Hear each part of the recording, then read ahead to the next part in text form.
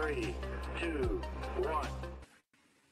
Ce soir à l'émission, on revient sur le championnat junior mondial qui s'est déroulé fin décembre, début janvier. On avait fait une émission en début avec nos analyses un peu des équipes sur papier. Ben maintenant, c'est l'analyse après tournoi. Bon épisode.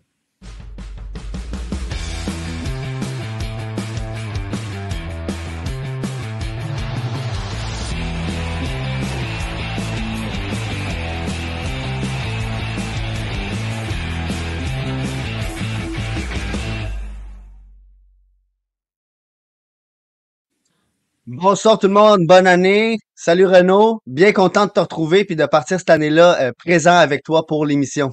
Oui, malheureusement, on commencera l'année sans microphone. Ouais, Vous aurez deviné par la qualité de l'audio que un de nos deux micros nous a lâché, je pense, 15 minutes avant le début de l'émission. Donc, c'est un peu toujours moins même. parfait. Donc, écoutez, on verra. J'espère que la qualité audio ne vous dérange pas. Je vais essayer de régler ça avant la semaine prochaine, mais pour ce soir, ce sera ça. Mais oui, à part de ça, tout va bien. Et toi, Jules? Ça va super bien, puis je voulais juste dire, une de nos fans numéro un, pendant le temps des fêtes, bien j'avais un petit échange de cadeaux, puis j'ai eu vraiment un très beau cadeau pour nous deux là. Donc voilà ici, on peut vraiment voir là, donc moi avec la tuque ici et toi Renaud, je trouve ça super beau, puis avec dans le mille en plus, Avec les gros quoi sourcils. demander de mieux? Exact. Elle t'a bien fait en pâte à modeler. Ça va être une partie de mon décor et on va essayer de l'exploiter encore mieux pour qu'il soit plus présent parce qu'en ce moment, de loin, je pense qu'on voit pas très bien. Donc, si tu veux te lancer dans les sponsors directs? Ben oui, écoutez, pour commencer, comme d'habitude, on a perfoelite.com. Peut-être que c'est une ressource que si Team Canada avait eu, on aurait eu un meilleur World Junior. Mais perfoelite.com pour tous vos besoins d'entraînement, que ce soit hors glace ou sur glace. Ils ont une équipe de professionnels, que ce soit des entraînements tout seul ou en équipe. Donc, quand je dis hors glace, sur glace, c'est préparation mentale, c'est des skills, c'est du skating, tout ce que vous voulez, ils l'ont. Donc, que vous soyez parent ou coach d'équipe, perfoelite.com. On ne peut pas demander mieux en coaching. Et puis, sinon, comme d'habitude, on a enlevé le petit nouveau, justement, parce que je commence à dire comme d'habitude. Mais eliteprospect.com, avec le code DLM30, vous avez 30% de rabais sur un abonnement annuel. Eliteprospect.com, c'est quoi? C'est à la base le site de statistiques gratuit le plus complet en ligne. Quand vous achetez l'abonnement, c'est encore plus complet et vous avez accès à Elite Prospect Ringside, donc des analyses d'experts sur le hockey, sur les prospects surtout. Donc, je le répète une dernière fois, DLM30 pour 30% de rabais sur l'abonnement annuel. Mais merci, puis c'est même une application maintenant Oui, c'est vrai. euh, que je commence à m'habituer un peu. Il y a pas tous les détails, donc ça va être à voir comment ça évolue l'application. Mais c'est très, très utile pour les recherches rapides. Donc, oui, il y a eu le championnat mondial junior, mais il y a eu aussi plein d'autres choses qui sont passées durant notre absence. Premièrement, on peut penser à un peu la sortie du Canadien de Montréal qui, là, tout d'un coup, se rend dans les discussions de série. Mais il y a eu aussi un autre championnat qui vient de se terminer, lui, avant-hier, un championnat mondial de U18 des femmes, qui est donc un peu le tournoi le plus écouté du côté du hockey féminin. Et à la surprise de pas de grand monde, je pourrais dire, là, Nella Lopusanova, donc un peu la joueuse que tout le monde attend en PWHL. Eh bien, elle a gagné le MVP en ayant 11 points en 5 matchs et elle a fait 11 points alors que son équipe, la Slovaquie, a joué en fait, que 14 points, 14 buts. Donc, elle a 11 points sur 14 buts de son équipe, ce qui est vraiment fantastique. Et aussi, faut penser au fait que la joueuse qui a eu le plus de points dans les tournois, elle en a eu 12, sauf que cette joueuse-là, elle a joué 8 matchs, alors que Nella, elle en a joué que 5. Donc, c'est quand même très, très fantastique. L'année passée, elle avait eu une année un peu décevante dans ce tournoi-là. Sinon, une autre bonne nouvelle, Ryan Backer recommence à patiner, donc il est un peu en avance de son horaire de réinsertion sur la glace. Et il y a un autre joueur qui est très attendu cette année, Roger McQueen, qui devrait retourner sur la glace en mi-février, retourner plus à jouer en mi-février. Et puis ça, ben, c'est un bon retour parce que ça pourrait venir vraiment mêler les cartes du repêchage. Il y a des gens qui pensent encore que McQueen a qu'est-ce qu'il faut pour être premier overall. Donc, on va pas rentrer trop dans les détails sur McQueen, mais on va en parler dans d'autres émissions parce que c'est clairement un des top prospects de cette année. Oui, puis écoutez, comme d'habitude, on aime bien vous donner quel hockey vous pouvez regarder présentement. Puis en ce moment, il y a les FISU, donc les Jeux d'hiver universitaires 2025 qui sont en train de se passer. Puis eux, ce qui est le fun aussi, c'est que stream tous leurs matchs, c'est gratuit. Donc c'est en Italie cette année. Puis pourquoi je vous en parle, c'est que bon, du côté masculin, on a des gros noms de U-Sport, mais du côté de hockey féminin, c'est vraiment intéressant. On a plein de joueurs qui pourraient justement se rendre en PWHL. Et puis, on a justement, c'est comme une all-star team de toutes les équipes de U-Sport, donc du côté masculin et féminin. Et puis, du côté féminin, on est bien représenté au Québec. On a ces 5 noms au total, je pense, c'est Émilie Lecier qu'on a déjà reçu, Gabriel Santerre, Jordan Verbeek, Émilie Lavoie et Alexandre Anne Boyer, une défenseuse. Donc, 5 joueurs excellente. Et puis, écoutez, le tournoi a super bien commencé. Là. Si vous suivez Puck Empire, vous allez avoir vu les scores. Je pense que c'était le premier match 14-0, après ça 16-0. Donc, on ne pourrait pas demander mieux pour débuter le tournoi. Donc sur ça, sinon, je pense on est dû pour rentrer directement dans le nerf du sujet. Donc, on s'est dit que pour faire l'analyse de ce tournoi-là, on allait se donner des catégories qui allaient rendre ça peut-être un peu plus ludique et un peu plus facile de faire un tour général du tournoi pour les gens qui ont peut-être pas regardé autant de matchs que nous. Je pense que maintenant, en tout cas, pour moi, là, je pense que j'ai manqué peut-être 2, 3 matchs là, de tout le tournoi. Euh, euh, Juste de manquer le match, mais sinon les autres, j'ai vraiment été alerte. Donc, c'est ça. On peut commencer direct dedans, puis ça va être par rapport aux équipes. Je pense que on pourrait se dire des équipes surprises, une positive, une négative. Puis je te laisse choisir, Renaud, la catégorie que tu veux commencer. Je pense que ça, n'importe qui, même qui a regardé 3 matchs du tournoi, on aurait à peu près tous les mêmes réponses. Donc, écoutez, pour l'équipe, surprise négative, je pense que pour tout le monde, surtout où est-ce qu'on est, ça va être le Canada. Puis, écoutez, on pourrait faire un épisode de 30 minutes sur qu'est-ce qui n'a pas marché sur Team Canada. Vous avez vu notre passage au niveau où on est rentré un peu plus en détail.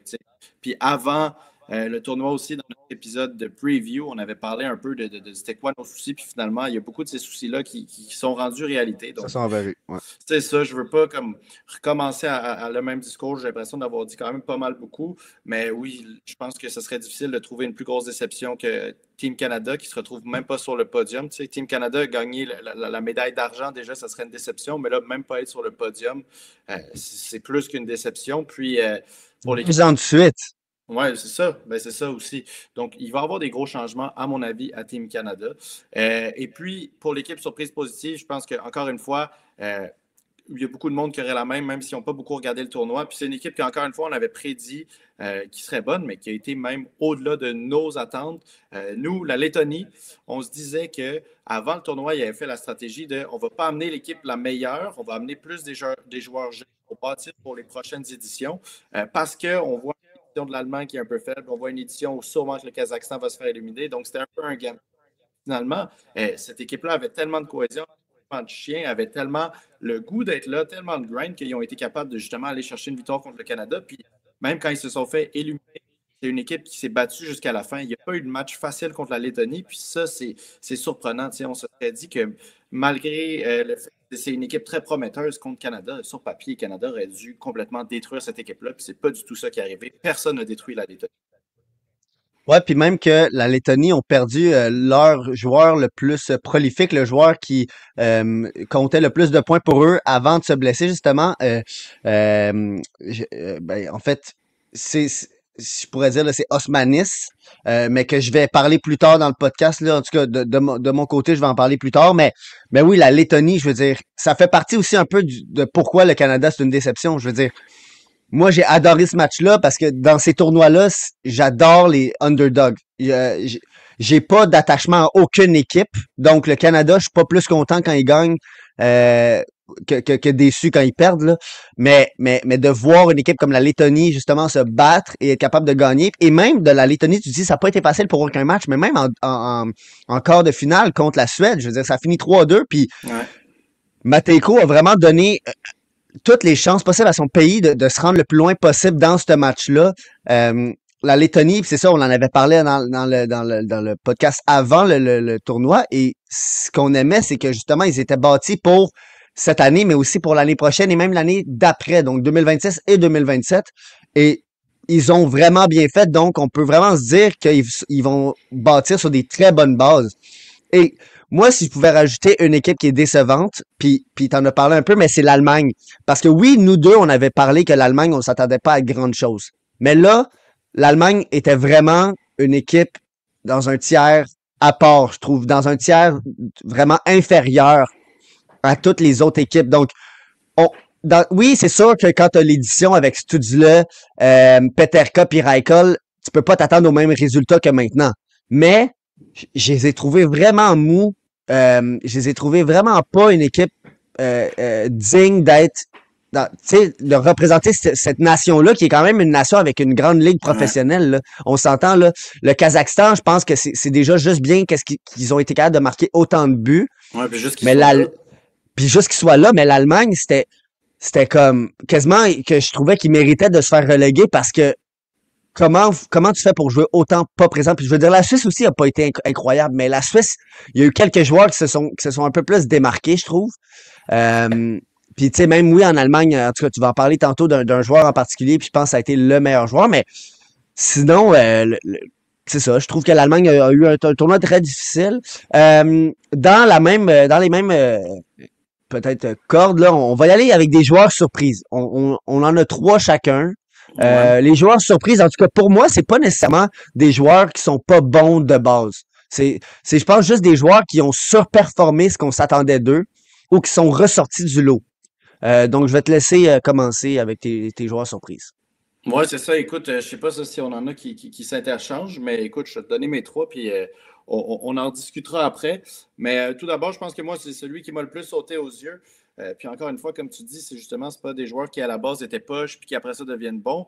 Mais c'est ça aussi, c'est juste, tu sais, c'est pas aussi des joueurs qui étaient supposés. En tout cas, c'est compliqué à expliquer, mais c'est ça, c'est juste des joueurs que peut-être, tu sais, tu t'attendais à un bon tournoi, puis que justement, ils ont mis une petite coche d'au-dessus. Tu sais, tu savais que ça a été une grosse année, puis que là, à la place d'être la grosse année, par exemple, ils sont devenus comme l'image de leur pays. Puis c'est ça, moi, quand je pensais à ça, le premier nom qui m'est venu en tête, c'est vraiment Jacob Stankl. Ouais, Stansel, je pense. La dernière fois aussi, on se demandait comment le dire. Fait que, écoutez, pour qu'un joueur avec un nom compliqué comme ça fasse ma liste, faut vraiment qu'il ait fait un bon tournoi. Puis là, il l'a fait. C'est 10 points en 7 matchs, un choix de quatrième ronde. Puis, écoutez, je m'attendais quand même. Tu sais, c'est un joueur repêché à LNH dans Tchéquie. On savait qu'il allait avoir des grosses minutes. L'année dernière aussi, son tournoi avait bien été. Mais là, d'être justement, de mettre un peu cette équipe-là sur son dos, il y a d'autres joueurs dans la Tchéquie qui auraient pu justement faire ça. Puis lui a vraiment été capable de se mettre de l'avant. Puis aussi, tu sais, ce qui est surprenant, c'est que quand on parle, admettons, de ces performances-là, souvent, ça vient de joueurs qui ont été pris dans la première, deuxième ronde. Là, pour un choix de quatrième ronde, tu sais, on parle de valeur pour un pic. Ben, c'est exactement ça. C'est un joueur qui a été pris vraiment, qui surperforme un peu son rang de repêchage au World Junior. Là, pour le reste de la carrière, on verra. Puis je trouve ça intéressant aussi parce qu'il continue vraiment sur une belle lancée en WHL où exactement c'est 38 points en 28 matchs. Donc vraiment, c'est un joueur qui a une super bonne saison puis qui a été capable de montrer ça aussi au World Junior. C'est exactement ça que tu veux voir, lancer. Puis peut-être que ça va le motiver à encore aller marquer plus de points pour la deuxième partie de la saison en WHL. Sinon, le deuxième est un peu plus simple à expliquer. Tu sais, j'essaye de voir le positif dans les performances de Team Canada, puis je pense que en fait, il y a 2-3 positifs dans ces matchs-là, puis tu sais, les positifs sont tous dans des performances individuelles. Puis je pense que la plus positive, à mon avis, c'est Carter George. Carter George, c'est un gardien qui, même quand l'équipe ne jouait pas son meilleur hockey, est tout le temps resté calme, qui a fini avec un save percentage de 9,36. On aurait dit justement un des gardiens, comme dans les autres nations, que c'est sa deuxième, troisième édition, et pourtant, c'était la première fois qu'il était là. Encore une fois, on parle d'un joueur qui, pour un choix de deuxième ronde, c'est quand même très solide. Puis je pense que les Kings ont, pour les gardiens, c'est très difficile à prédire, puis on ne peut pas changer toute la prédiction qu'on fait d'un gardien de but basée sur un tournoi, surtout quand il a juste joué 4 matchs. Mais je pense qu'ils ont un gardien très calme, qui connaît bien son système, qui fait des belles lectures de jeu. Rien de trop flashy, mais qui fait extrêmement bien la job. Donc, j'ai hâte de voir le futur de sa carrière, mais c'est Team Canada avec un gardien de but plus faible que Carter George, ça aurait été encore plus laid. Fait que c'est vraiment mon point le plus positif chez Team Canada, puis un de mes joueurs surprises. Puis pour finir, c'est exactement... Ça rentre exactement dans ton point au début de pourquoi est-ce que les joueurs surprises, ce n'est pas des joueurs poches. Moi, c'est Hudson, donc le frère de Lane. Est-ce qu'on savait que c'était un dynamo offensif? Oui. Est-ce qu'on savait que sûrement qu'il allait mettre des points? Oui, mais je ne m'attendais pas à ce qu'il soit autant confortable. Tu sais, souvent, on se faisait dire avant le repêchage, puis moi, ce n'est pas le joueur que j'ai le plus regardé, même si j'ai regardé un tout petit peu la saison dernière, on se faisait dire, bon, c'est comme un Lane Hudson, peu moins flashy, peut-être un petit peu plus à l'aise en défense. Fait que là, qui arrive et qui met une performance, il a été solide défensivement, mais qu'en plus, offensivement, il monte ça, il joue presque au même niveau que des joueurs comme Sandin Pelika, peut-être avec un petit peu moins de tirs au but. Ça m'a beaucoup, beaucoup impressionné. Je m'attendais à un gros tournoi, mais gros comme ça, non. Fait une surprise. Moi, c'est le seul joueur que j'ai en commun avec toi, là. Justement, en fait, c'était le joueur que je voulais dire quand on dit surprise, c'est pas parce que il y a pas d'attente à la base. Là, je pense que Hudson, il y avait beaucoup d'attentes, mais est-ce qu'il y avait des attentes ou est-ce qu'on s'attendait à ce qu'il soit vraiment le défenseur numéro 1 des États-Unis? Puis, qu'est-ce qu'on entendait l'année passée, c'est que c'était un Lane Hudson avec un meilleur tir, et là, dans le tournoi, il l'a complètement montré, là. Je veux dire, son tir est dévastateur. Je vais le dire, là, son tir du poignet, il sait où le mettre, puis il sait justement comment se démarquer pour se rendre dans une position où est-ce que son tir va se rendre. Juste trouver une manière de rentrer dans l'enclave puis de tirer parfaitement, je veux dire, de soit tirer du offside ou du, tu sais, comme de mêler le gardien avec l'endroit où est-ce qu'il va envoyer son tir. J'ai rien à rajouter, là. Je veux dire, c'est le premier défenseur qui mène le tournoi en points, même si c'est pas lui qui a eu le défenseur du tournoi, je veux dire. En tout cas, je pense que juste par ses performances, surtout dans les matchs qui comptaient, ça vaut pour beaucoup. Tu sais, un but, une passe en finale déjà. Et depuis qu'il est revenu en NCAA, c'est 3 points en 2 matchs. Puis, tu sais, moi, c'est aussi pourquoi je te dis que c'est une surprise, c'est parce que il est en dessous d'un point par match en NCAA. Alors que Lane, il a toujours été au-dessus d'un point par match, même à sa première saison à NCAA. Donc, on aurait pu penser que Cole allait arriver peut-être moins offensif, et finalement, non, il a vraiment été lights out, comme on pourrait dire. Sinon, un autre que je vais dire, qui m'a surpris, puis lui, je ne savais pas du tout c'était qui avant le tournoi, et ça va être Oliver Murnieks, un 6 pieds 1 centre pour la Lettonie, qui s'est ramassé à jouer avec Eric Smateiko et justement le joueur que je disais tantôt, Bruno Osmanis, sur la première ligne. Et lui, c'est un 16 ans, donc éligible en 2026. 4 points en 5 matchs, mais ça a été un peu, lui et Matejko, ça a été les joueurs qui ont donné l'espoir à la Lettonie de se rendre plus loin que les quarts de finale. Il a été une des grandes raisons pourquoi la Lettonie a pu jouer autant bien. Je veux dire, oui, dès le début du tournoi, il a joué 18 minutes, mais tu sais, son match avec le moins de temps de glace, c'est 16, mais sinon, c'est du 18 puis du 20 minutes. Donc, ça a été un joueur de premier trio, premier power play. Moi, j'ai très hâte de le voir l'année prochaine au championnat. Et surtout, j'ai hâte de voir comment il va se débrouiller parce que lui, son année de repêchage, c'est l'année prochaine. Donc, déjà, il est en USHL, 16 points en 27 matchs. Donc, on s'entend que c'est pas des stats qui sont wow, mais faut toujours penser que lui, il a 16 ans. Il est né en juillet, donc il a pas 17 ans avant la fin de la saison. Vas-y donc, Renaud. Ben, ça, si tu me permets, c'est juste aussi pour mettre en perspective de pourquoi est-ce que justement le 16 points reste, sans être exceptionnel, reste quand même relativement solide. Si on prend un espoir dont on parle pour le repêchage cette saison, Zachary Morin, qui est presque à points par match en LHMQ cette saison, quand il était en USHL, je me souviens plus du nombre de points exact, mais c'était encore pire que ça. Donc, c'est juste pour relativiser un peu. Ouais. Non, ben c'est ça, c'est que ça peut paraître des stats pas tant incroyables, mais je veux dire, à 16 ans, puis il est quand même un jeune 16 ans, c'est vraiment, c'est déjà bon. Puis à 6 pieds 1, là, 6 pieds 1, 190 livres, donc physiquement, il était déjà sur la coche, si on utilise l'expression québécoise, là, donc vraiment rien à dire de plus sur lui. Je veux dire, j'ai juste hâte de voir. Puis à des gars de cet âge-là, on l'a souvent dit, on va pas regarder trop les défauts, on va plus regarder c'est quoi le package, puis ensuite, l'année prochaine, on regardera c'est quoi le défaut. Mhm. Puis le dernier joueur qui, moi, a été une surprise, puis oui, on dit souvent que c'est pas un tournoi c'est un tournoi pour les 19 ans, donc pour un 19 ans de bien jouer, on va pas crier au vol ou crier à la future star, mais moi, un joueur que juste, j'avais vu un peu à son année de repêchage et que j'avais jamais vraiment plus pensé de ça parce que je veux dire c'est un joueur repêché en deuxième ronde. Il y a pas eu vraiment de beaucoup de pourparlers sur ce joueur-là, mais c'est Danny Nelson, 6 pieds 3. Et moi en fait, pourquoi ça a été une surprise, c'est à chaque fois qu'il embarquait sa glace, ça paraissait. Et ce que je vois en lui, c'est vraiment un joueur qui va se rendre dans le show. Deuxième ronde de Islanders, une équipe qui a un pool de prospects très, très faible. Et moi, c'est ça. J'ai juste vu en Danny Nelson vraiment le joueur là, de puissance qui va être capable de jouer sur un troisième trio. Peut-être de remplacer un peu, mais je veux dire, échec avant, vraiment, vraiment très efficace, des gros plaquages et capable de donner offensivement. Puis là, je veux dire, encore une fois, Danny Nelson, à son année de 19 ans, à sa deuxième année dans la NCAA, 16 points en 20 matchs, mais 6 points en 7 matchs au championnat mondial à sa deuxième année. Donc moi, ça, c'est mes 3 joueurs qui m'ont surpris, mais après, on pourrait faire, encore une fois, on pourrait faire un épisode de 30 minutes sur des joueurs qui ont Ouais. surperformé selon leurs attentes. Puis je pense, écoute, ça fait une super bonne transition parce que moi, Danny Nelson, je l'ai dans ma prochaine catégorie. Puis la prochaine catégorie, c'est juste les meilleurs joueurs tout court. Donc, tu sais, moi, Danny Nelson m'a tellement surpris qu'il fait ma liste de les trois, tu sais, dans les 3 joueurs qui m'ont le plus marqué, qui sont juste globalement ceux que j'ai trouvé les meilleurs. Puis pourquoi est-ce que Danny Nelson est là-dedans? Tu sais, tu me dis, Renaud, il y a des gars qui ont mis 12 points dans ce tournoi-là, puis toi, tu mets un gars qui a mis 6 points. Mais pourquoi? C'est parce que Danny Nelson est venu remplir une niche que les États-Unis n'avaient pas, sans délaisser de partie de son jeu. C'est ça que je trouve super intéressant parce que, tu sais, justement, comme tu disais, on regarde le 16 points en 20 matchs à NCAA.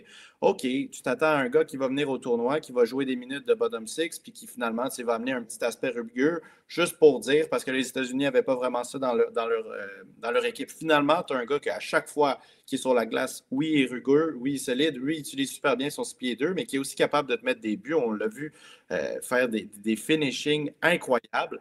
Donc, tu sais, certes, 6 points en 7 matchs, globalement, c'est pas le temps impressionnant, mais le package complet est impressionnant. Puis moi, tu sais, quand j'ai regardé ce tournoi-là, bon, je ne l'ai pas regardé jouer en NCAA cette saison, donc cette prédiction-là, tu sais, on dit qu'il ne faut pas trop prédire basé sur ce tournoi-là. Cette projection-là est 100% juste basée sur ce tournoi-là, fait que prenez-la pour ce qu'elle est. Mais moi, il m'a l'air du parfait gars de bottom six, LNH. Puis, tu sais, comme tu disais, j'ai vraiment aucun doute que ce gars-là va se rendre en LNH un moment donné. Même si c'est juste pour une courte durée de temps, ils vont au moins l'essayer, là, je ne peux pas croire. Puis, les 2 autres sont quand même assez simples, un peu comme les équipes, qui étaient surprenantes qu'on a dit au début. Je ne pense pas que j'aurais besoin de m'expliquer pendant 20 minutes pour aucun de ces 2 joueurs-là, mais tout d'abord, Eric Smatejko, un peu dans le même aspect que Danny Nelson, sans avoir justement été leader en points, il a fait exactement ce que son équipe avait besoin. La Lettonie, c'était une équipe grinder qui jouait fort, qui avait envie d'être là, mais il n'y avait pas vraiment de gars qui étaient capables de marquer beaucoup de buts. Puis Eric Smatejko, lui, tout ce qu'il a eu à faire, c'est arriver sur la glace puis amener la puck au filet. Puis il l'a fait, puis il a montré que non seulement il était bon pour amener la puck au filet, mais il était aussi capable de la mettre dedans. Donc, tu sais, amener la puck au filet, c'est déjà un aspect, mais avoir un tir assez fort, assez professionnel pour justement la mettre dans le fond du filet, c'est quelque chose d'autre. Puis Matejko a vraiment fait ça, tout en justement, encore une fois, comme Danny Nelson, en ne délaissant pas aucune autre partie de son jeu. Là, quand on regarde ses matchs, c'est pas un joueur qui jouait purement pour les buts, qui jouait purement offensif. Il y avait cet aspect-là offensif en étant autant rugueux que n'importe quel autre joueur de la Lettonie. Il avait l'air d'être autant vouloir gagner ces matchs-là que n'importe quel autre gars dans l'équipe. Fait que, déjà, pour sa performance sur glace, c'est incroyable. Mais en plus, avant le tournoi, on parlait de comment ça pourrait potentiellement être un super leader pour ce groupe-là. Puis sur la glace, je pense que ça a été le meilleur leader possible. Donc, quand on mélange ensemble, pour moi, c'est un des meilleurs joueurs du tournoi. Et puis, c'est dommage parce que c'est un joueur du repêchage 2024, mais c'est un late. Donc, lui, ouais. c'était son dernier tournoi. Il pourra pas être là l'année prochaine, malheureusement. Non, c'est ça, parce que ça aurait été le parfait capitaine pour Ouais. l'année prochaine.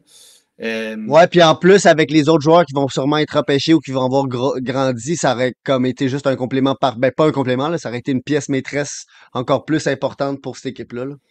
Exact. Puis écoutez, le dernier, on va en reparler plus tard. Fait que je vais juste dire son nom puis mentionner le fait qu'il y a eu un super bon tournoi. Là, mais Ryan Leonard des États-Unis, écoutez, on s'en reparle tantôt dans une autre catégorie. Mais je suis obligé de le mettre dans la liste des meilleurs joueurs du tournoi. Ce gars-là a juste été Ouais. incroyable. Il fait toute la place. Mais on s'en va un petit peu plus précisément tout à l'heure.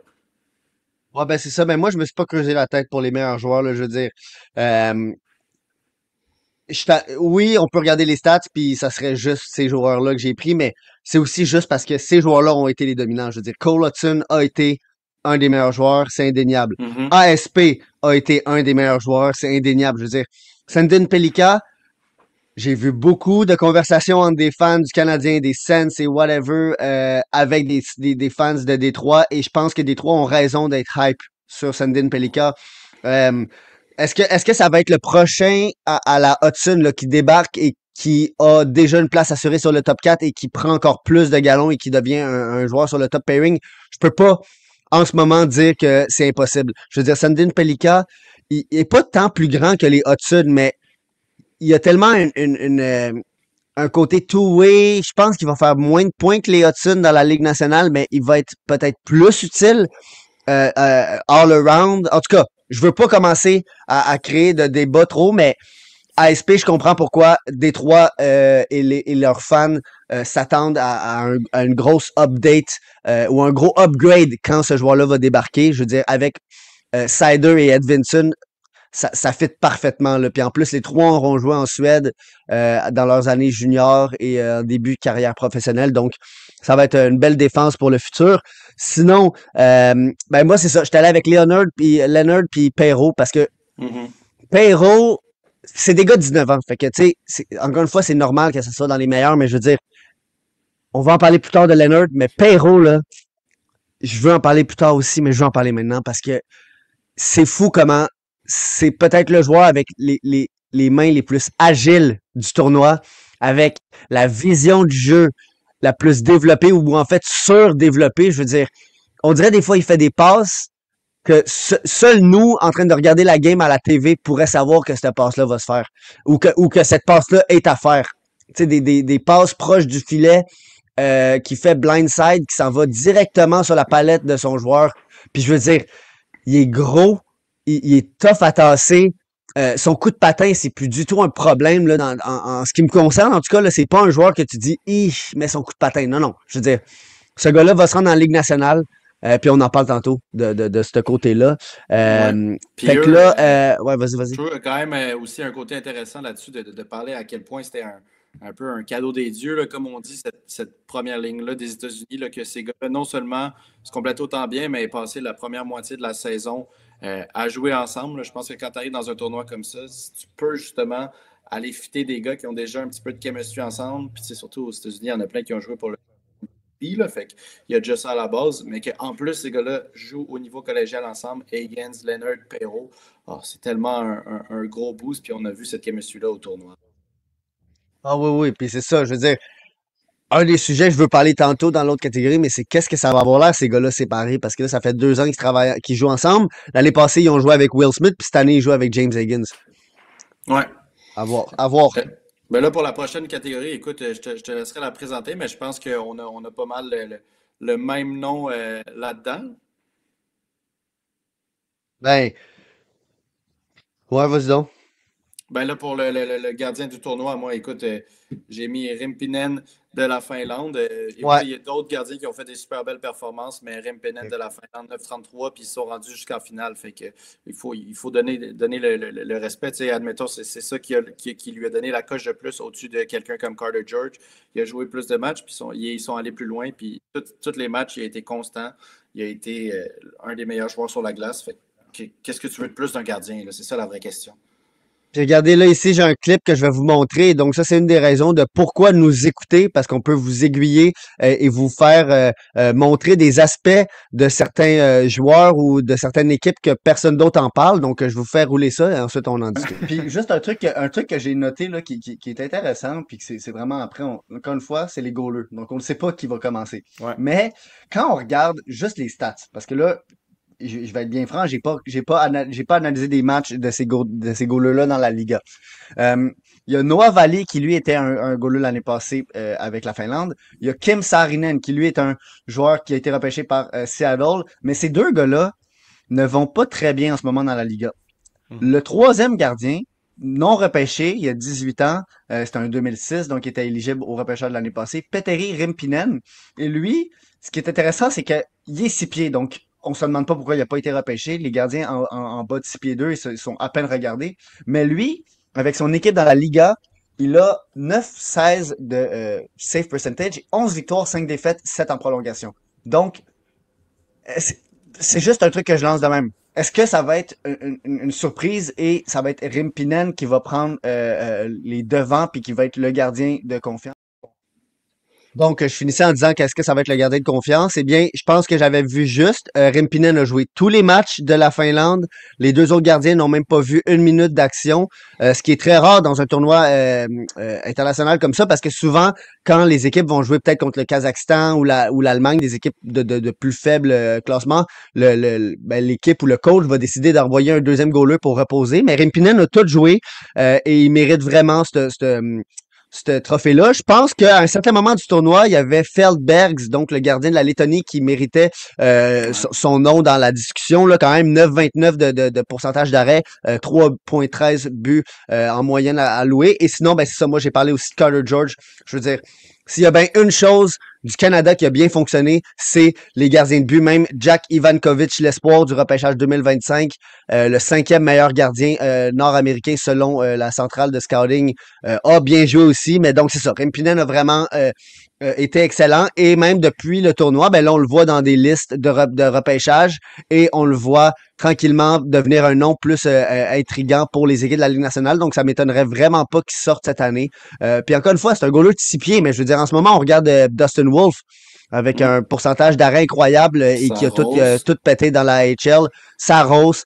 Donc, Devon Levi qui va aussi quand même très bien en AHL. Donc, tu sais, moi, ça m'étonnerait vraiment pas de voir le nom de Rimpinen sortir avant la 4e ronde. Et donc, sur ça, qu'est-ce qui se passe l'année prochaine et dans 2 ans? Mais qu'est-ce qui se passe l'année prochaine? C'est qui les joueurs à surveiller pour les prochaines éditions? Ben écoutez, pour commencer, j'en ai mis un, en fait, j'ai pas un peu, j'ai complètement triché pour ma première entrée sur cette catégorie-là, mais j'ai dit juste tous les joueurs de la Lettonie qui vont Mhm. revenir. Cette équipe-là avait tellement une bonne cohésion, avait tellement un bon esprit d'équipe que c'est sûr que là-dedans, on pourrait aller à une pique, puis il y en a que, tu sais, d'autres, celui que tu as parlé tantôt, le nom m'échappe, mais Murniex. exact, il y a des noms comme ça qui vont revenir, qui vont être plus marquants que d'autres, mais je voulais quand même utiliser cette opportunité-là pour encore donner leur fleur à toute cette équipe-là. Puis écoute, je pense que chaque joueur de cette équipe-là qui ont participé à l'édition de cette année, qui vont revenir l'année prochaine, mérite qu'on mette notre attention sur eux. Puis peut-être que Ouais, justement, il va y ben, avoir d'autres noms qui vont sortir du lot, là.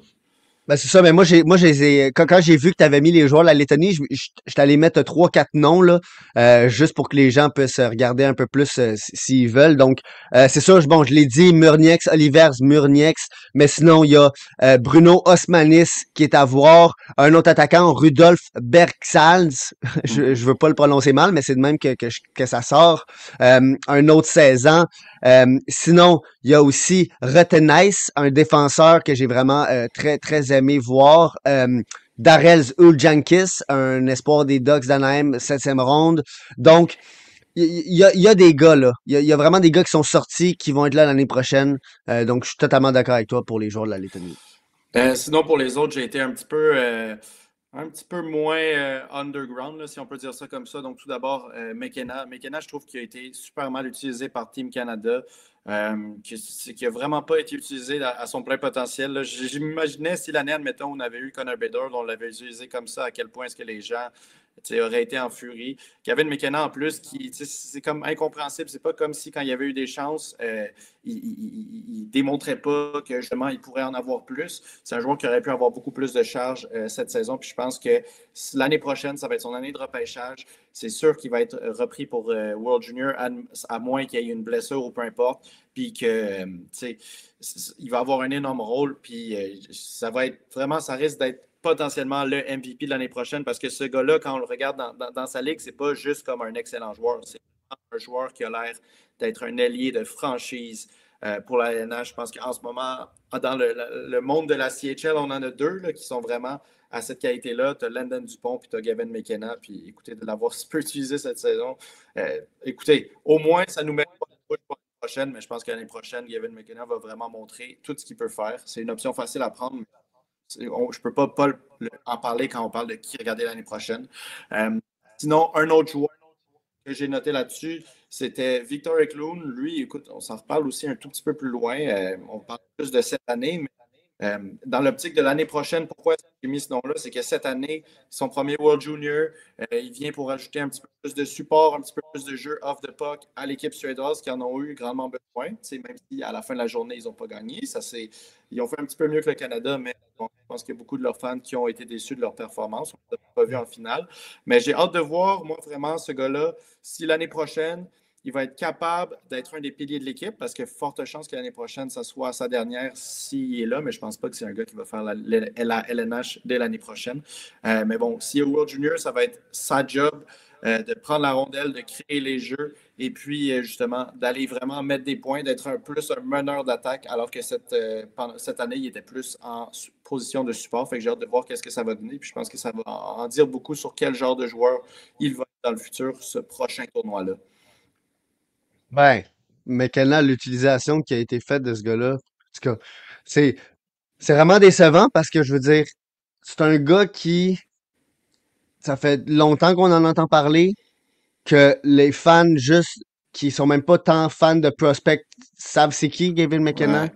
Ouais. Il est comparé beaucoup pas en termes de style de jeu, mais en termes d'importance à un Connor Bedard il y a 2 ans, ou même à un Connor McDavid. Là, je veux dire, Gavin McKenna pourrait être meilleur que Bedard, puis moi je le crois, puis pourrait être le joueur des années 2030. Pourrait être qu'est-ce Ouais. que McDavid fait en ce moment en 2030 ou qu'est-ce que Mais McKinnon fait en ce moment. Fait que c'est McKenna tellement est bon, décevant de là. voir. Ben c'est ça, mais c'est tellement décevant de voir que un gars de ce talent-là a été utilisé de même. Puis je veux dire, ça a commencé dès le début là, dans les matchs préparatoires parce que tu le voyais sur la 4e ligne ou sur, comme 13e attaquant. C'est comme, ben voyons donc, là. Je veux dire, à un moment donné, il faut venir à son sens que ce gars-là, c'est le meilleur joueur de Team Canada, même s'il a 16 ans. Euh, Puis bon, moi, je le sais pas, tu sais, est-ce que James Higgins va être dans la Ligue nationale l'année prochaine? La plupart du temps, des gars de même, ils se ramassent à être dans la Ligue nationale, mais Owen Power, Matty Beniers l'était pas.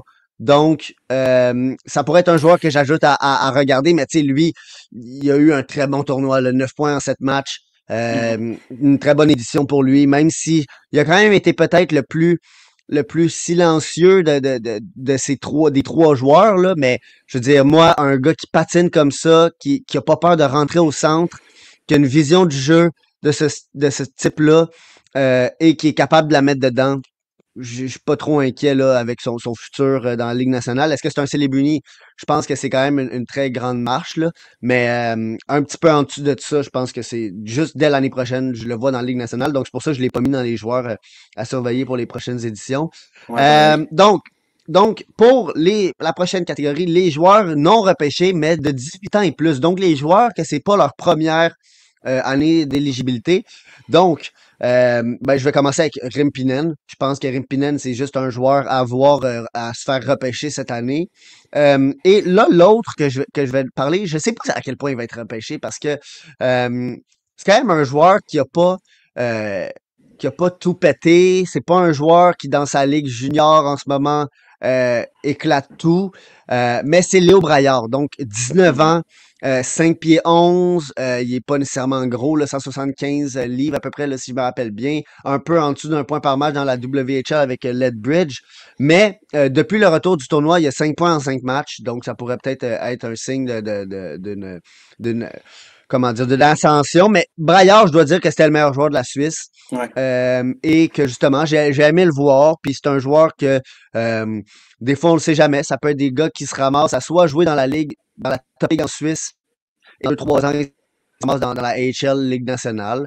Mais bon, j'ai bien aimé Léo Braillard. Je l'ai trouvé combatif en fait. Et j'ai trouvé que justement, c'était souvent le cœur et l'âme de son équipe, là. Donc moi, ça, c'est mes joueurs non draftés de 18 ans et plus.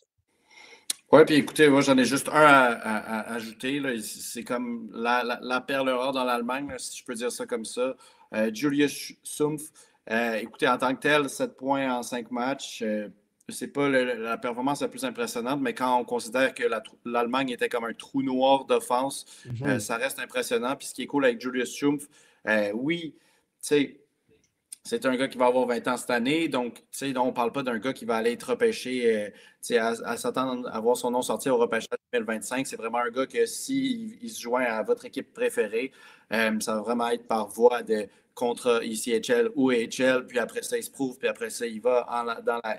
Là, il n'y aura pas la voie facile.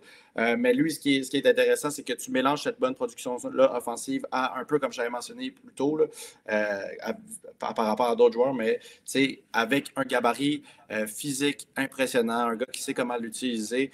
Puis, je l'ai aussi mis là parce que je le vois jouer à Moncton en ce moment.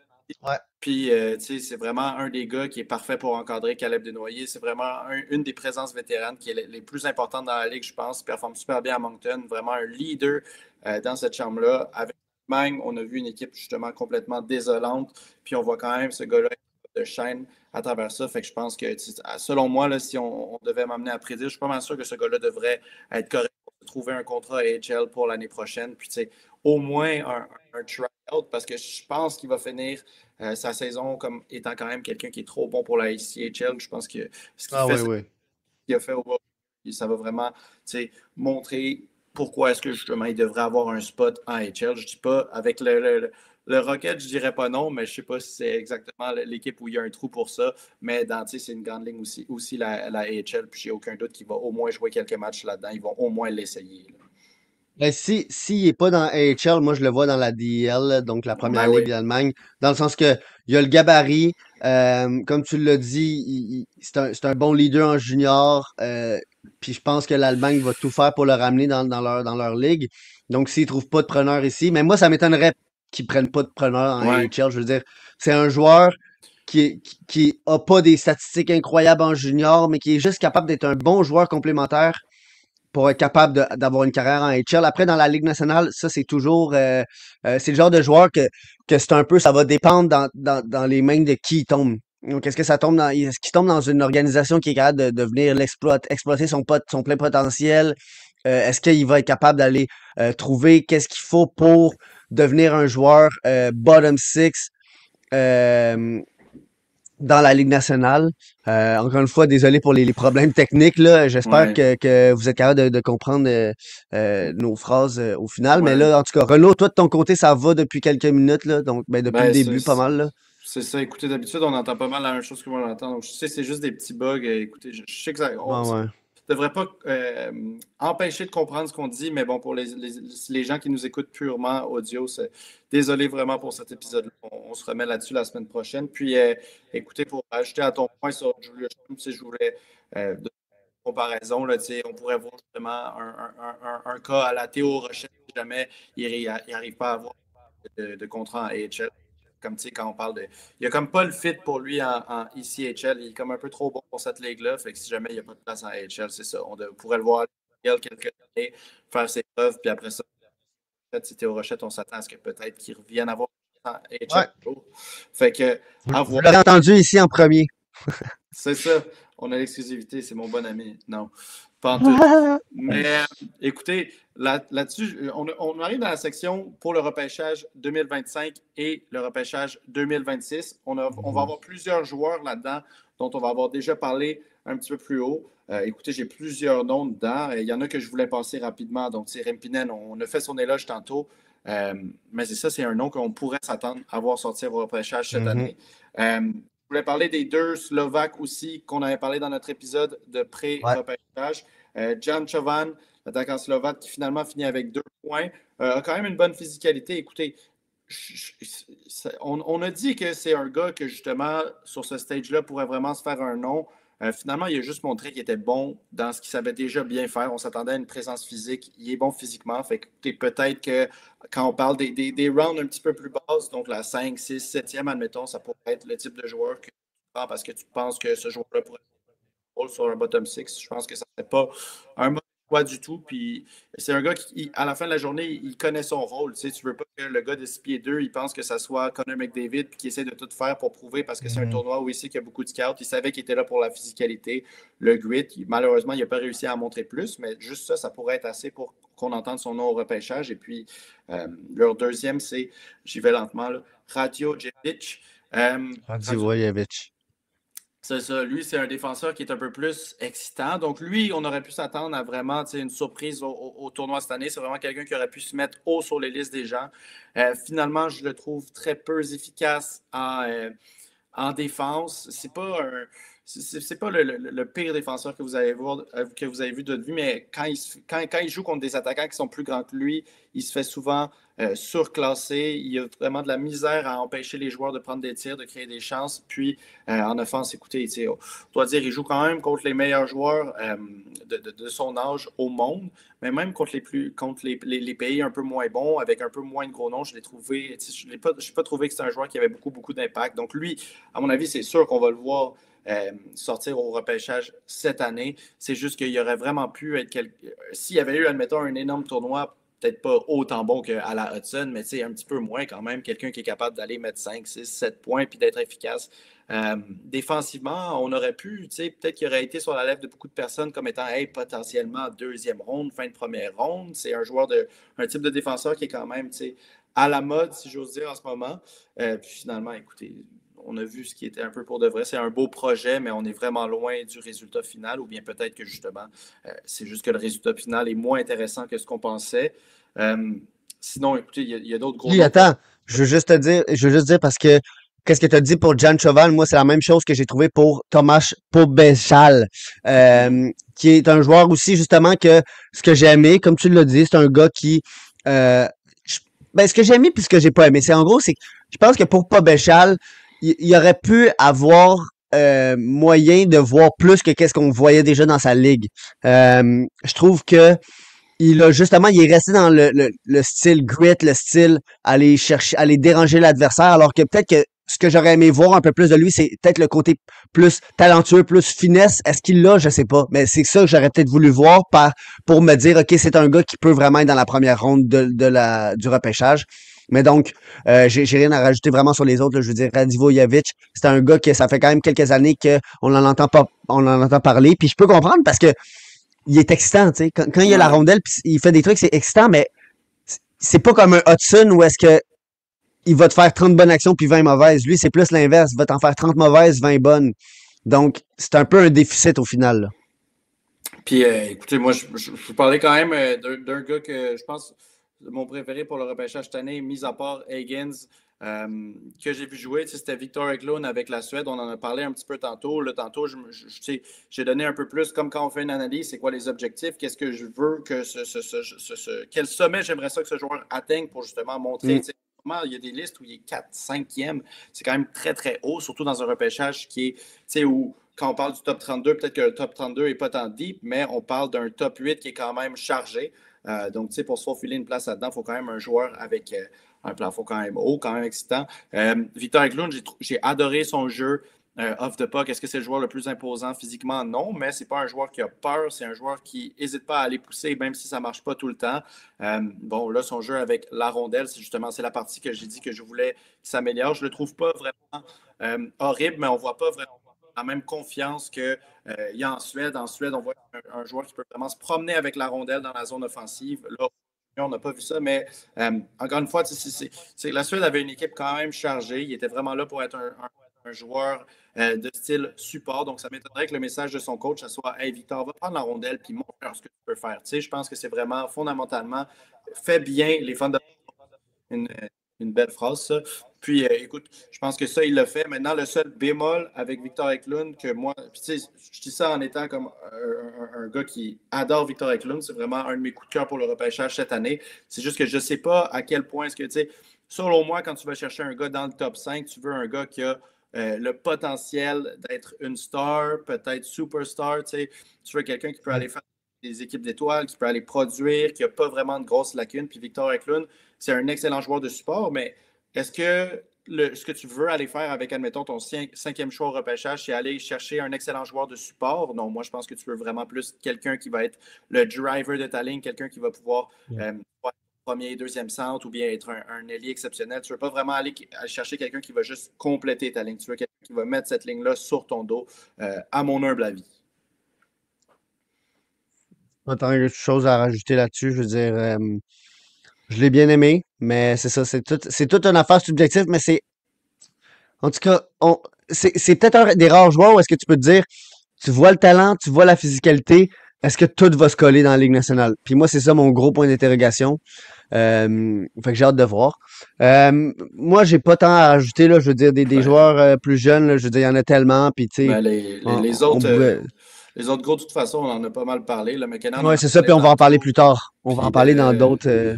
Lars Steiner, on en avait parlé au début, mais finalement, ce gars-là, écoutez, il a joué un petit peu de minutes, il n'a pas été efficace, puis ils l'ont pas fait jouer plus que ça. Fait que, est-ce que ça a Ouais, c'est été ça. vraiment représentatif du joueur qu'il est? Non. Donc, ce tournoi-là n'a pas changé grand-chose de ce que je voyais chez ce joueur-là. On savait déjà qu'il y avait des bémols. Ça va vraiment être la saison prochaine où il va falloir qu'il se prouve. Donc, un autre joueur à ajouter plus à la liste à regarder l'année prochaine, en vrai, à la place dans la section repêchage.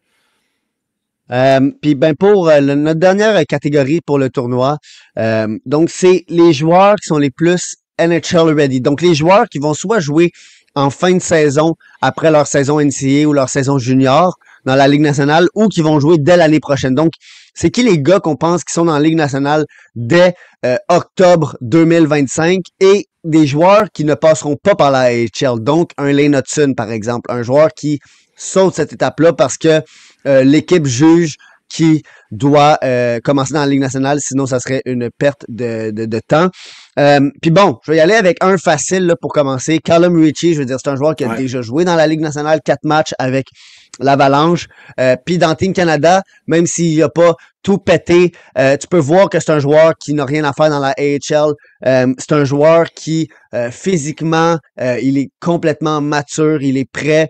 Il a un bon coup de patin. Dans le junior, il jouait, je trouve, de la même manière que là, il jouait au championnat junior, puis même dans le début de la saison. Là. Donc, ça veut dire un gros coup de patin, bonne vision du jeu, capable de finir des jeux.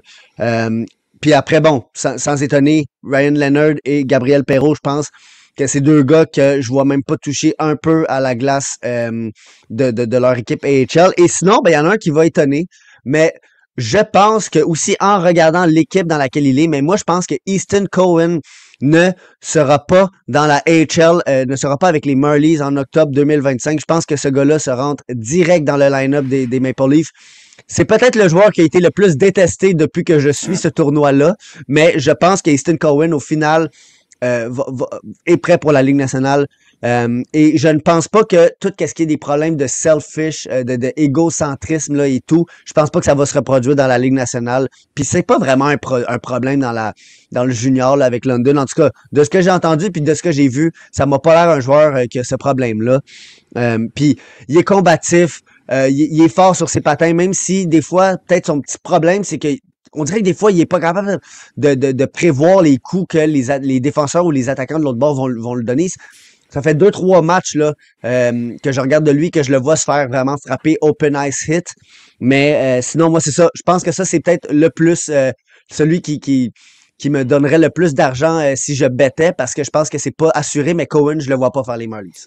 Oui, mais c'est aussi le fait que, tu sais, admettons dans une équipe comme Montréal où il y a quand même des centres, où il y a des gens qui attendent pour monter, peut-être qu'on aurait une discussion différente, mais Toronto sont tout le temps, leur gros challenge au début de la saison, tout le temps aller remplir un bottom six. Fait que, admettons à la Matthew Nice sur une autre équipe, peut-être que Matthew Nice aurait fini sa première saison en AHL, aurait fait un petit peu de temps en Ligue américaine. Déjà, chaque équipe a sa façon de développer des joueurs. Puis, chaque équipe a sa situation avec le cap salarial. Puis je pense qu'avec la situation des Leafs, ils ne peuvent pas se permettre de dépenser une des années de contrat de Easton Cowan en AHL. Et surtout si tout clique. C'est pas comme nous, admettons, mais pas nous, mais les Canadiens avec Owen Beck, où c'est correct, il peut aller prendre son temps, mettre plus à l'aise, on n'a pas besoin de lui tout de suite. À Montréal, admettons. Je pense qu'il y a un autre gros nom sur lequel les deux, on est quand même d'accord avant qu'on arrive dans celui un peu plus controversé. Axel Sandin-Pellikka de la Suède, je pense que les deux, on en a parlé un petit peu au podcast Pour ceux qui ont été chanceux de nous voir avant la fin des vacances. Là. Mais je pense pas que c'est un gars qui va par la AHL. Je pense que justement, il pourrait, dans le même sens que Hudson aurait pu techniquement, mais c'est pas un gars qui aurait grand-chose à apprendre en AHL. C'est un gars qui son cerveau marche tellement rapidement que justement, il va shiner, ça va vraiment avec les meilleurs joueurs possibles. Je vous apprends rien en disant que les joueurs de la LNH sont meilleurs que les joueurs de Ligue américaine. Mais Sinon, tu vois, vas-y. avant de parler de l'autre, puis ça va être un peu le même argument que j'ai à dire pour les deux, mais quand je regarde Détroit, puis je regarde la manière qu'ils ont développé la plupart de leurs top prospects, en tout cas de leurs joueurs élites, là, à part Sider et Raymond, ils ont tous passé au moins une saison dans la AHL et même un peu plus. Là. Même Edvinson a passé 1 an et demi, même peut-être 2 ans dans la AHL. Sider avait passé du temps dans la AHL. Je pense que Raymond, c'est le seul qui est allé directement dans la Ligue nationale. Puis quand je regarde ce gars-là, je me dis, il va peut-être pas être capable de convaincre à ce point-là Eiserman et toute le McLellan, là, toute l'équipe de coach qui doit commencer en Ligue nationale. Moi, je pense que ça serait une grande erreur parce que Sandy Pelika, c'est un autre des joueurs qui a besoin de jouer avec des gars autant rapidement, mentalement que lui sur la glace. Mais ça m'étonnerait pas là, qu'il l'envoie un peu à Grand Rapids juste pour peut-être s'habituer au jeu nord-américain. Mais je suis d'accord avec toi, c'est un gars qui mérite de jouer dans la Ligue nationale. Est-ce que je l'aurais mis? Oui, mais c'est justement en regardant l'équipe dans laquelle il est, je me suis dit, ils vont peut-être le faire mijoter un peu dans la HL, mais je serais contre ça, là. Fait que je suis comme d'accord avec toi. Je suis moins d'accord avec le prochain joueur, par exemple. Ouais, ben ça, écoutez, c'est quoi l'expression? Je vais mourir en battant cette bataille-là. Là. Écoute, tu ne me feras pas changer d'avis, mais. Tu vas mourir. C'est quoi? C'est sur la butte, là, ou sur ouais. Il y a quelqu'un En qui tout le cas, sait. Chat, dans les commentaires. Ouais, chat, on a 2 personnes. S'il vous plaît, faites la recherche. Le dernier joueur, c'est Berkey Catton. Si vous avez vu mon épisode l'année dernière sur le repêchage, c'est le joueur que j'ai mis numéro 3 au repêchage 2024. Donc, pas nécessairement dans un mock, mais dans la qualité de joueur, je pensais que c'était et je le pense encore, que c'est le 3e meilleur joueur de cette QV-là. Tu as Celebrini, Demidov, Catton, à mon avis. Puis, dans une équipe Canada, qui, encore une fois, était désolante, je trouvais que sa ligne, c'était la meilleure. À chaque fois que lui était sur la glace, il était capable de créer des jeux, même si justement, on l'a vu, le Canada, je traitais l'Allemagne de trou noir d'offense, mais le Canada, ça a été ça aussi.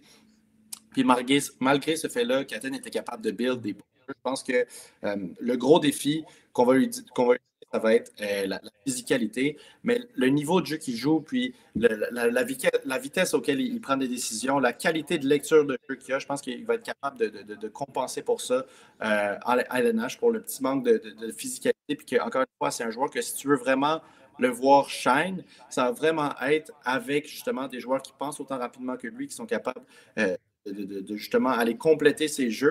Puis, tu sais, c'est aussi, je suis un peu d'accord avec le point que Snake Boisvert disait dans le podcast Processus. À la fin de la journée, c'est sûr qu'il y a des exceptions, mais les joueurs qui commencent leur carrière et qui font une saison en AHL, par exemple, c'est pas. Souvent, à la fin de la journée, c'est pas des stars, c'est pas des joueurs qui vont être des premiers ou des deuxièmes centres. Puis, pour moi, Catton est juste trop bon pour jouer. Là, c'est sûr qu'il y a des petites exceptions. Tu sais, on voit Frank Nazar cette saison qui commence en HL puis qui devrait justement être un joueur de top 6. Mais je pense que, selon moi, Catton est même une coche de plus que ces gars-là. Puis c'est vraiment un joueur qui pourrait arriver puis être ton deuxième centre. Puis, tu sais, je vais te laisser faire ton point sur son développement parce que ça aussi, je vais être curieux d'en parler. Mais justement, moi, mon point est vraiment sur déjà la qualité de hockey qu'il met cette saison. Et puis, le niveau de joueur qu'il va devenir. C'est très rare que tu prends la projection de ce que Catton va être. C'est très rare que ce type de joueur va commencer sa carrière en AHL. Puis je ne pense pas que Catton, ça va être l'exception. Peut-être qu'on va voir quelque chose à la Shane Wright où il commence en LNH. Finalement, le fit n'est pas pantoute là. Puis ils sont obligés de le descendre en AHL un petit peu à la place de le décourager en LNH. Mais moi, je pense qu'il va se débrouiller très, très bien en LNH. Ben moi, je suis tout d'accord avec ce que tu as dit à date.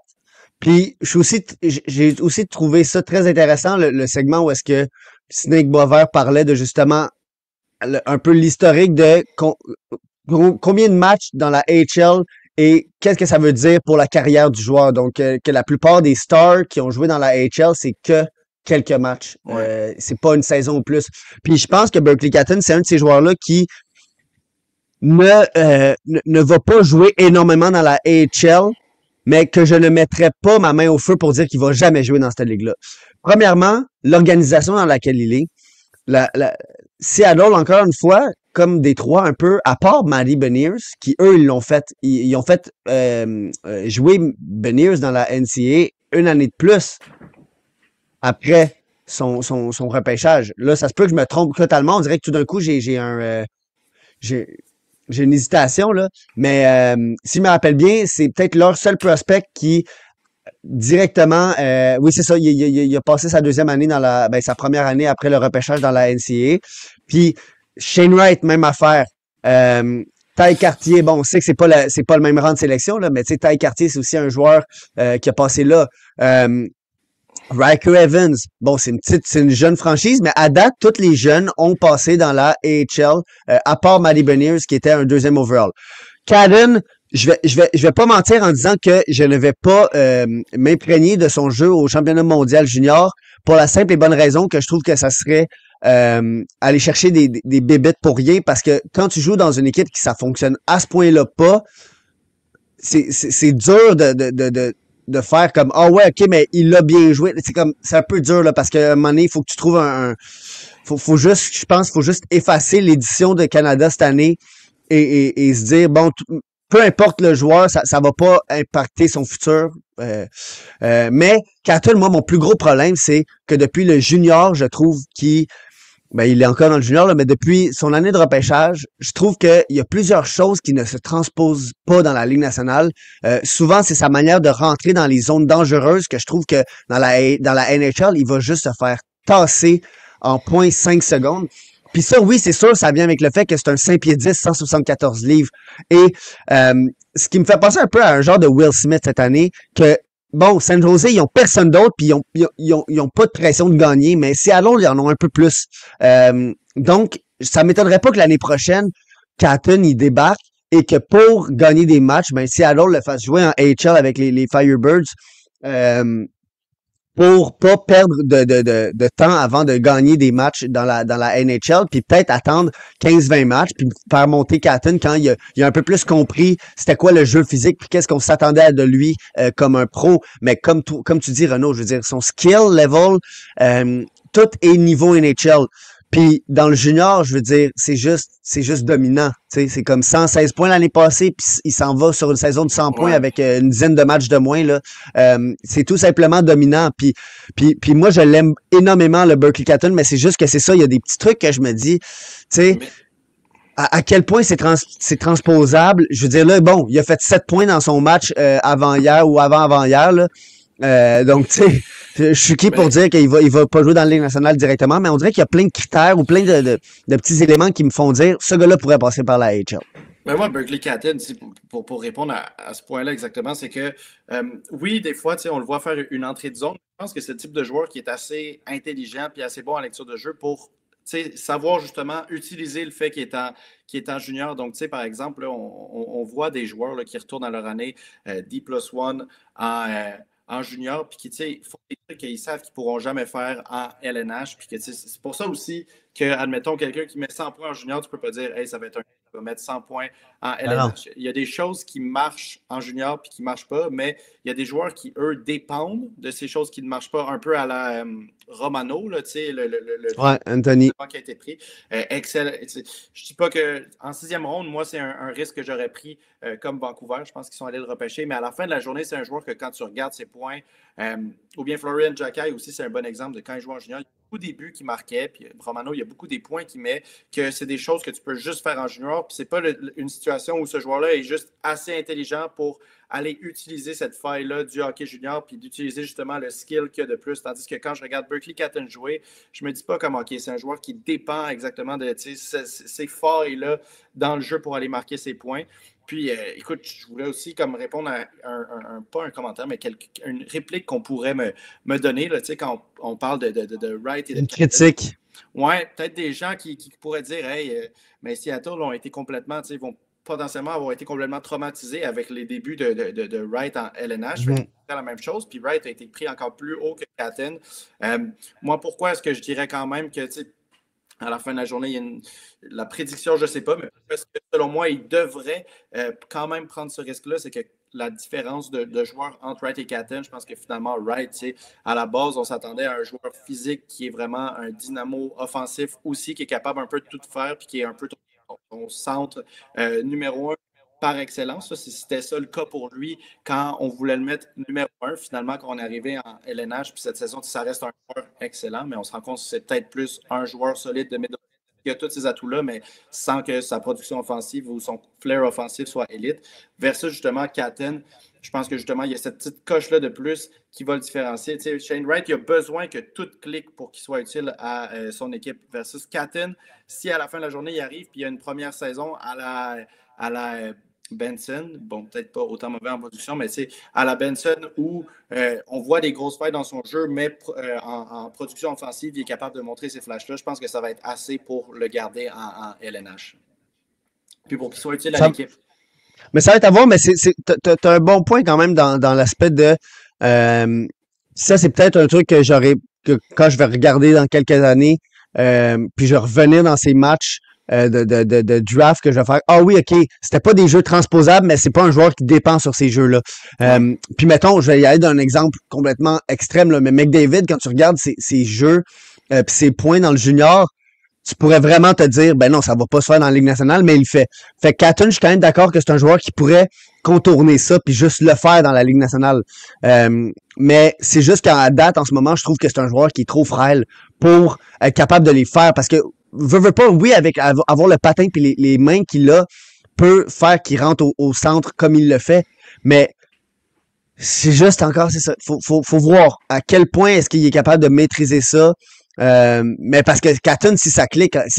Je veux dire, tu sais, je pense que les fans de Seattle doivent être très contents de l'avoir repêché. Ils doivent avoir hâte de le voir. Puis je pense que ça pourrait s'arriver dès la fin de la saison ou dès l'année prochaine, là. C'est sûr que Catton, bon, là, il joue avec Crystal. Donc, tu sais, ça commence bien. Dernier match, 7 points. Puis je pense que Crystal aussi 7 points, là, 12-2 contre Wenatchee. Là. Mais bon. C'est ridicule. Mais c'est exactement le parfait exemple justement aussi de ce point-là, de pourquoi est-ce que quand un joueur arrive puis met 140 points en junior, tu ne dis pas, OK, c'est bon, Andrew Crystal, c'est le prochain McDavid. Tu sais, quand tu regardes sa production, là, c'est complètement fou, mais est-ce que c'est le joueur que tu t'attends à ce qu'il soit gagnant du trophée du meilleur pointeur de LNH dans 5-6 ans? Pas nécessairement, tu sais. Mais ça va être un très bon joueur. Top 6 assuré. Première ligne, je pense que c'est très faisable. Donc, sur ça, après 1 heure, je pensais peut-être qu'on allait dépasser même le temps qu'on faisait, mais c'est bon. Merci à tout le monde d'avoir écouté. Mais avant ça, avant de finir le podcast, je veux juste dire que Kevin Weeks, donc un informateur de la Ligue nationale, a tweeté pendant le podcast que les Devils de New Jersey chercheraient peut-être du renfort offensif à la ligne bleue. Donc, c'est sûr qu'on peut penser à un Madison dans notre cas. Et je veux un peu poser la question là, aux gens qui nous écoutent et qui se sont rendus jusqu'à la 107e minute, pas 107e, 67e. Mais est-ce que vous feriez un échange Mike Madison pour Simon Nemec avec ce qu'on sait en ce moment de Nemec? Je veux dire, 11 points en 22 matchs, en AHL, 1 point en 9 matchs ou en 19 matchs avec le grand club. Donc, on s'entend que c'est décevant pour un deuxième overall. Mais est-ce que vous le faites, oui ou non, dans les commentaires de la vidéo ou de Facebook ou peu importe? Je suis très intéressé de savoir. Oui, laissez-en. Puis écoutez, si on en a juste une personne qui répond, on vous en parle la semaine prochaine. Puis c'est ça sur ça. Merci d'avoir écouté non seulement cet épisode-là de World Junior, mais si vous avez écouté l'autre 1 heure d'avant, j'espère que les deux vous ont autant plu. La semaine prochaine, on revient à un format un peu plus traditionnel, c'est-à-dire des 30 minutes. Puis on se remet aussi dans les analyses de commencer à sortir très bientôt. On recommence la stabilité. Là. On est de retour pour 2025 en force. Puis je vous dis bonne soirée, puis à la semaine prochaine.